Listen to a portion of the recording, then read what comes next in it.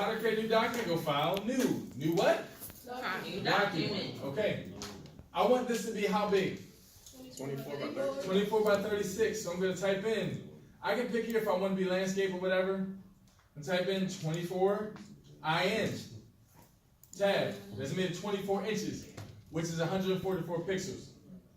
Now I'm going to make it 36. If I type in IN, it's going to make it 36. Y'all with me? Yes. I hit open. I didn't know you could do that. See? You learned that real quick, right? I open it, and now it's all here. Okay? Okay. Now, in my document setup, I can go back and I can change things. I can change my width and all that type of stuff here. But it's set up to the right size already, so I'm good. One thing that's very important, oh, I didn't plug this in.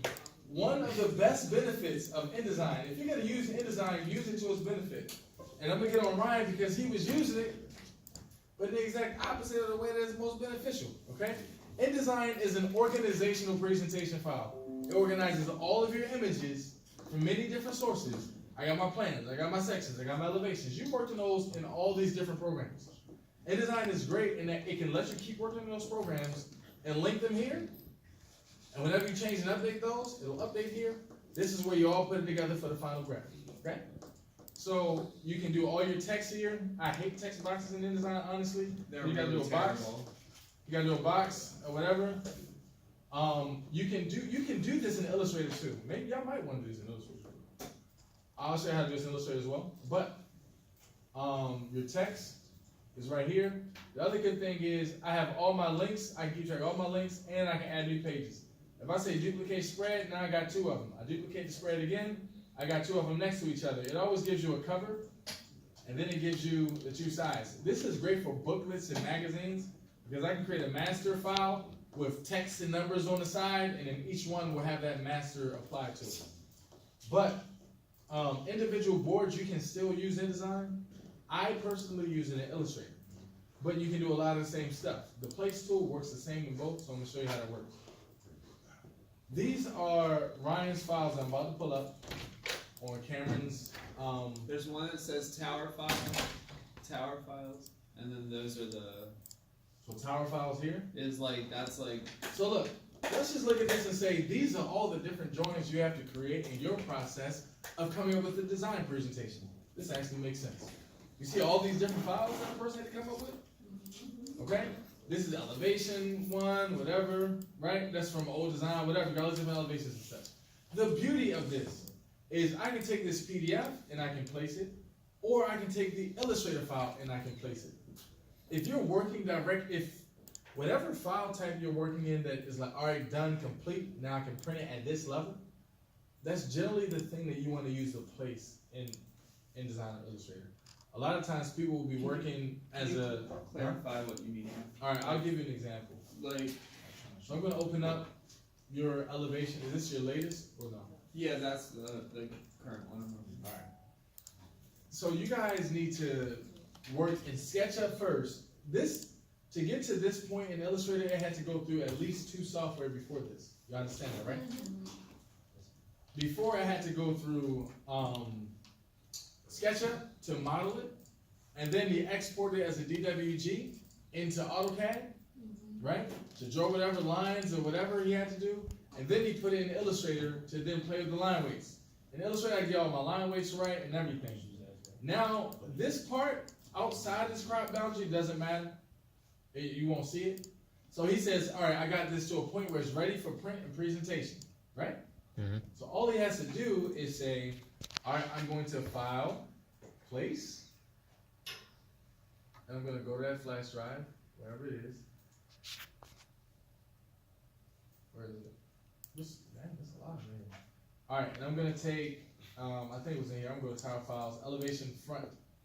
And I'm just going to place that one, open, and I'm going to say, where do you want to place it? I'm going to place it right here. There we go, it is placed. Now the thing that also sucks about InDesign is you have to learn.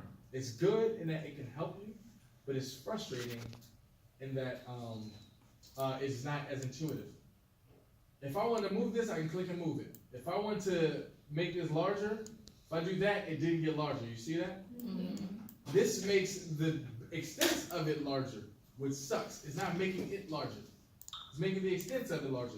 If I want it to get larger, I'm gonna click on it and tell the percentage to go up, and I gotta scale it by percentage to say I want it to be 150 times bigger. Okay. Right? And then it gets 100, and then it gets 1.5 times bigger.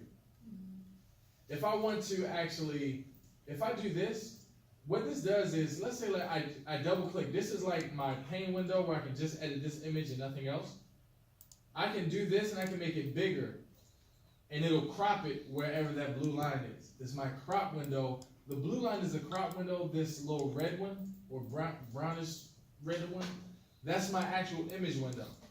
This is why I don't like working in InDesign, okay? The beauty of InDesign though is that I can place things and I can work multiple things differently. Now that I have this place, if ever I were to update something, let's say I go in and say, oh, you know what? This wall is actually supposed to be over here. I did it wrong, right?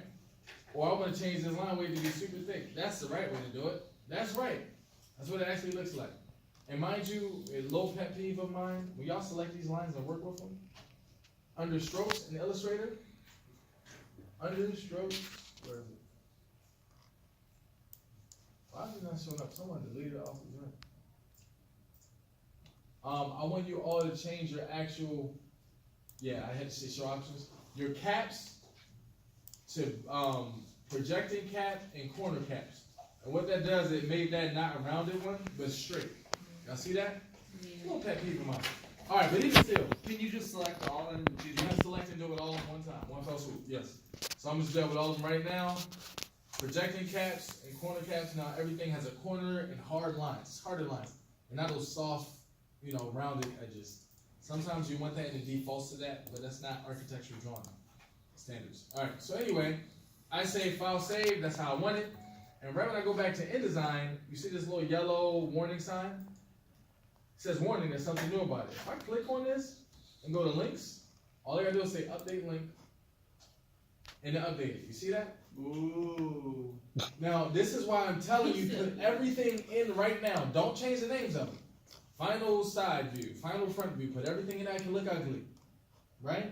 But then once you update it, all you gotta do is save and update, and your whole board is gonna get better and complete. You understand that? Now, Ryan was struggling. Let me tell you what Ryan was doing. Ryan was like, look, man, it looks better here than it looks there. So I'm gonna just take everything and I'm gonna just Control C and I'm gonna just Control V up in there. And he was just copying this whole thing in here just like that. So it's coming in like this. You notice how this one looks better than that one. Lines are smoother. Y'all see that? The lines are smoother. These are ugly lines. That is so that you can work fast. It's not showing you the final version, but it will print it the final version. Okay? So I'm gonna delete this because once you do that, you can't update it the same way. You gotta keep copying and pasting it. You gotta make sure all your stuff is right every time you copy and paste. You don't have to do that. Once you got this crop right, it'll update, it'll save the crop, it'll change, stay in the same location and everything. As long as you don't move it on your change each image to high quality, right? Yeah, so the way you view it in high quality, you go view, overprint, preview. And then I can view it at its high quality. I can always view it at the high quality, but when I need to work fast, I don't need to view it. I just know that's that joint. Okay, cool. Now, What's the two stroke the projecting cap and corner cap. All your lines and all your illustrated drawings, projected cap and corner cap. Do you see corner cap? And I'll just explain it to you real quick, just so you know, because you asked a question. A cap is basically, when you draw a line, how do you want to cap each end of the line? You can cap it as rounded. You can cap it as straight, and it offsets the thickness of the line for you. And you can cap it as straight, but it stops right at the edge of the line. Okay? That's for individual lines. Corners are where you have two lines that are connected, not single lines that just happen to overlap with each other. Two connected lines, they create a corner. And this says how you want me to read this corner. I can do a rounded join of the corners, I can do a bevel join, or I can do an actual miter join. But you have to select two lines to do that one, right? The corner. It has to be two connected, already connected lines. Okay, okay. Okay? But you do both. You want projecting cap, and you want miter join corners. Alright? Alright, one other thing is, you might not know this, but I can do all that same stuff in Illustrator. I want to go file, new what? on a new document, I can make it 24 by 36 right here. If I make it 20, this is my new 24 by 36 document. I can go file place. I'm gonna go to wherever that drive was, and I'm gonna find that same thing again. All right. I'm gonna go to tower files, and I'm gonna place the same. I'm gonna place another one now. No, I'm gonna place this because this one's been updated. If I hit place, files are already open and is unsaved. Do you wish to continue? Yes. I already had it open somewhere else. So I say, yeah, I want to place that joint. So now it's placed. And then if I want to update, What's the X mean? huh? What is the X? It's just size. It just tells you. It's just like overlaying, so you can click this to change the size. You mean this X right here? Yeah, right? the X. That doesn't mean it's just showing you the extent of the object. Okay. Now, if I want to update this one, the way I would update this, I would click. I would go here on link file, or I can come here and I would just say update link. Just so if I click on the image, I click here, update link, it updates. You understand that?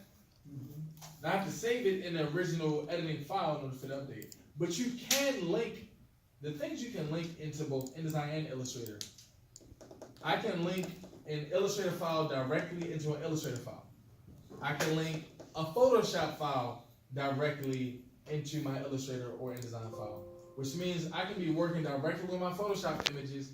I don't have to save it out as a final image. I can link the Photoshop image.